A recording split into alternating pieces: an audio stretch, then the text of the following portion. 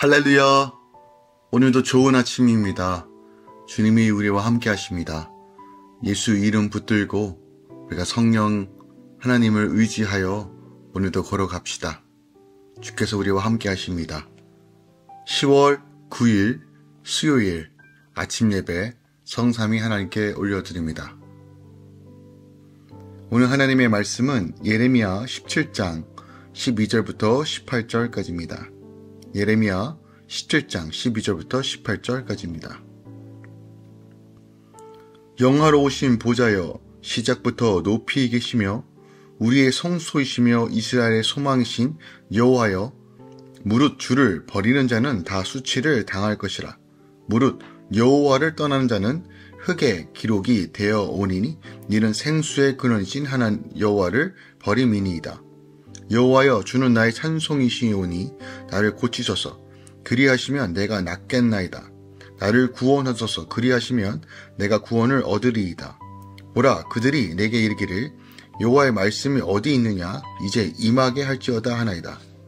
나는 목자의 직분에서 물러가지 아니하고 주를 따라 싸우며 재앙의 날도 내가 원하지 아니하였음을 주께서 아시는 바라. 내 입술에서 나온 것이 주의 목전에 있나이다. 주는 내게 두려움이 되지 마옵소서. 재앙의 날에 주는 나의 피난처이시이다. 나를 박해하는 자로 치욕을 당하게 하시고 나로 치욕을 당하게 마옵소서. 그들은 놀랍게 하시고 나를 놀라게 하지 마시옵소서. 재앙의 날을 그들에게 임하게 하시며 배가 되는 멸망으로 그들을 멸하소서. 아멘. 하나님의 말씀입니다. 예레미야가 이스라엘의 소망이신 여호와를 버리는 자는 다 수치를 당한다라고 선포하죠. 그는 자신을 잘 아시는 여호와께서 자기를 고치시고 구원하시기를 기도하죠. 그리고 재앙의 날에 피난처이신 주님이 자신을 박해하는 자를 멸하시고 자기를 구원하시기를 간구하고 있습니다. 오늘 예레미야의 신앙의 고백이 잘 담겨져 있습니다. 자, 오늘 본문을 조금 더 절별로 살펴보도록 하겠습니다. 12절부터 14절까지는 이제 복의 근원이신 여호와 하나님에 대한 신앙의 고백과 또한 구원을 간구하고 있죠. 여기서 보면 먼저 선지자는 하나님께서는 생수의 근원으로서 하나님을 버리는 자는 수치를 당하게 될 것이다 라고 고백합니다.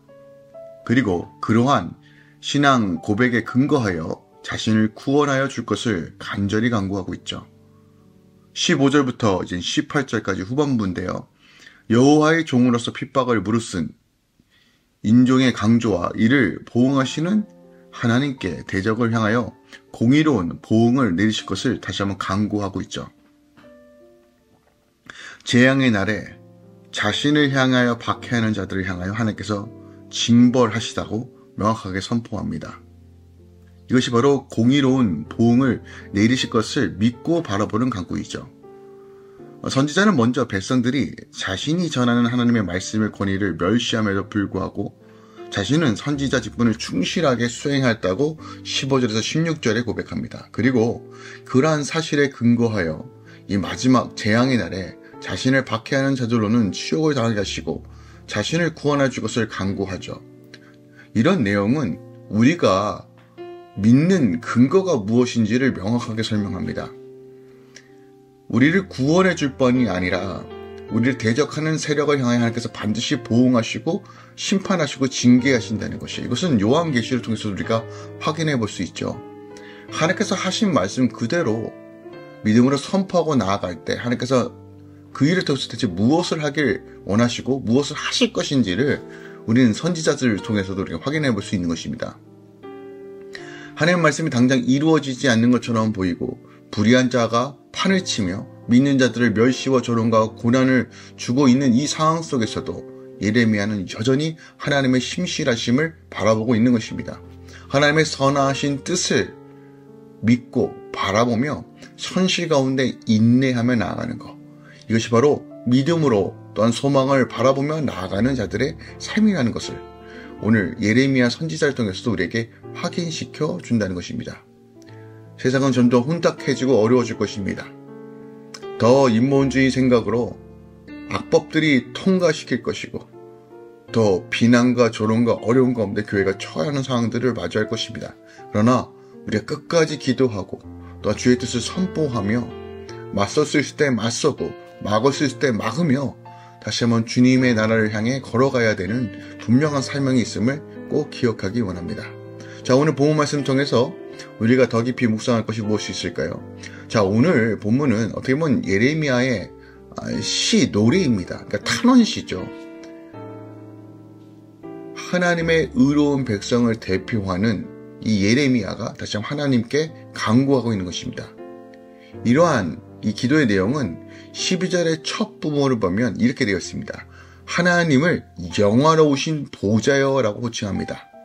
보좌가 무엇일까요? 우리가 지난 금요일날도 이제 보좌에 대해서 살펴보았는데 이 보좌는 통치를 상징합니다. 심판을 상징합니다. 다스림을 상징하는 것입니다. 그러니까 영화로우신 보좌요라는 것은 하나님께서 영화로운 통치자며 다스린 자, 이것은 그 어떤 것으로도 비교할 수 없는 절대적 하나님의 통치와 다스림과 그리고 하나님의 나라를 어디서부터 시작되는가를 우리에게 보여주고 있어요. 예레미야는 왜 이렇게 의로운 자들의 안전을 기원하면서 이처럼 하나님을 세상을 다스리는 영화로운 통치자로 다시 한번 확신하고 호칭하는 이유가 뭘까요?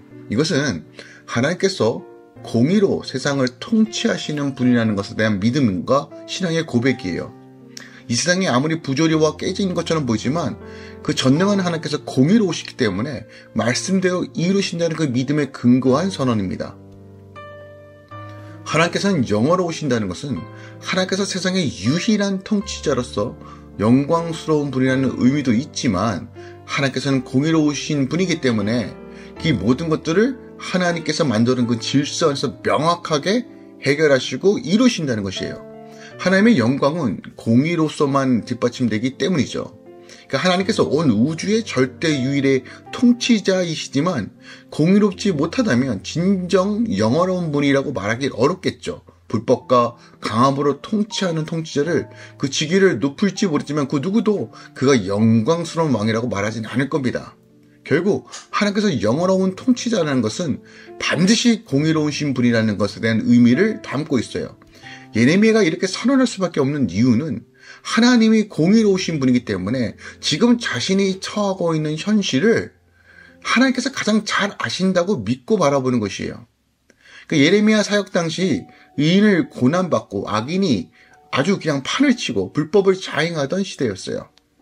거의 같은 시기에 사역했던 하박국 같은 선지자도요, 하나님을 향하여 하나님 왜 어찌 잠잠하십니까? 왜 악인들에게 번성합니까? 라고 그 선지자 속에서도 항변하는 내용으로 가득 차 있어요. 바로 이러한 상황에서 예레미야는 하나님을 영원하신 통치자 다시 한번 고백함으로써 자신의 믿음을 드러내고 있는 것이며 또 하나님의 공의를 속히 이루어달라고 간구하고 있는 것이에요. 그러니까 예레미야의 하나님에 대한 확신한 확고한 신앙의 그 믿음의 본질이 무엇인지 우리가 보게 됩니다. 자, 우리가 여전히 오늘날 부조리들을 참 많이 경험합니다. 비상식적인 일들을 자꾸 맞이해요. 어찌 세상이 이렇게 어두운가 한탄할 수 있습니다. 그러나 우리가 예레미야 같은 믿음과 신앙을 소유해야 돼요. 비록 세상이 어긋나 있지만 주께서 여전히 다스리시고 통치하시며 하나님의 뜻 가운데 주의 백성을 통해서 그 일을 행하실 것이라는 분명한 믿음으로 우리는 인내하고 기도해야 된다는 거예요. 요즘 한국에서 기도 모임을 준비하고 있습니다. 10월 27일인데요. 그 근거가 이제 한국의 이제 대법원에서 이 동성 커플에 대한 보건 그 의료보험 있죠. 이것에 대해서 이제 피부양자로 이제 채택하는 일들이 최근에 벌어졌죠. 우리는 이미 알고 있습니다. 캐나다에 살고 있기 때문에 이 차별금지법이 통과되고 동성 결혼이 합법화되는 순간 어떠한 일들이 벌어지는지 우리는 캐나다에 살고 있기 때문에 너무나 명확하게 봅니다. 그런데 기억합시다. 우리가 기도해야 합니다. 기도해야 돼요. 캐나다는 막지 못했지만 우리가 한국 교회를 위해서 비록 지금 참 많이 어그러지고 깨져 있지만 그래도 하나님께서 함께 연합할 수 있도록 인도해 주신 그 은혜를 한번 바라보며 우리가 함께 기도해야 됩니다. 불의가 망연한 이 땅, 인간이 주인 되려고 하는 이 발버둥 치면서 죄악으로 가득한 이 세상을 한탄만 하는 것이 아니라 공의로우신 하나님께서 하나님의 뜻 가운데 믿는 자들을 통해서 하나님의 영광을 드러낼 거라는 믿음으로 함께 간구하고 기도합시다. 또한 여러 가지 선거들이 남아있죠. 우리가 다음 주죠.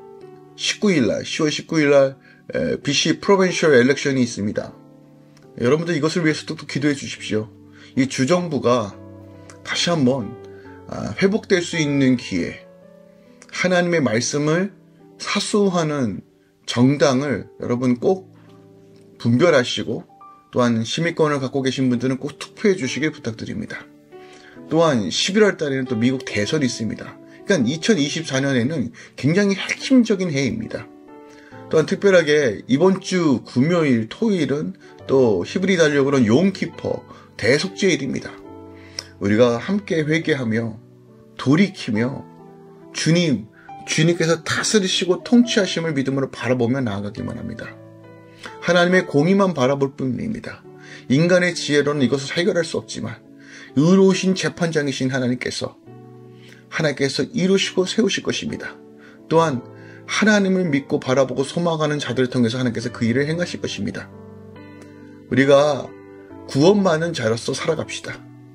하나님의 그 부르심에 합당한 삶으로 나아갑시다. 한타만 하는 인생이 아니라 주의 도우심을 바라보며 믿음으로 반응합시다. 오늘 이 아침에 우리가 함께 주의 나라를 간구하며 특별하게 생수의 근원이신 하나님, 모든 것을 공급해 주신 하나님, 주께서 이루심에 합당하나이다 함께 기도하며 함께 중보하는 이 아침 되길 원합니다. 모든 할렐루야 교회 성도들과 함께 이 아침에 말씀을 묵상하는 모든 주의 자녀들 가운데 다시 한번 하나님께서 산소망 되신 그 능력과 믿음으로 걸어가는 시간이 될 것입니다. 기도하겠습니다. 사랑하는 주님 감사드립니다. 우리가 정말 마지막 때의 삶이다. 어그러짐이 너무나 많이 드러나고 이제 이것이 실체가 되는 일들이 너무나 많습니다. 어떻게 사람이 저렇게 생각할 수 있는가라고 하는 어떤 한탄과 어려움들을 마주합니다.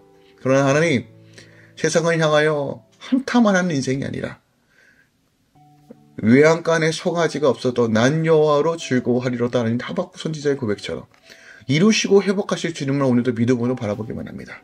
절망을 소망으로 바꿔주신 주님을 오늘도 신뢰하며 나아가게 하여 주시옵소서. 주의 은혜로 충만케 채워주시고 하나님의 소망으로 다시 일으켜 세워 주시옵소서. 이제는 우리 주 예수 그리스도의 은혜와 우리 하나님 아버지의 놀랍고 지극하신 사랑과 성령 하나님들의 어떤 충만 역사하심이 이제부터 영원까지 함께 계시길 간절히 축원하옵나이다. 아멘.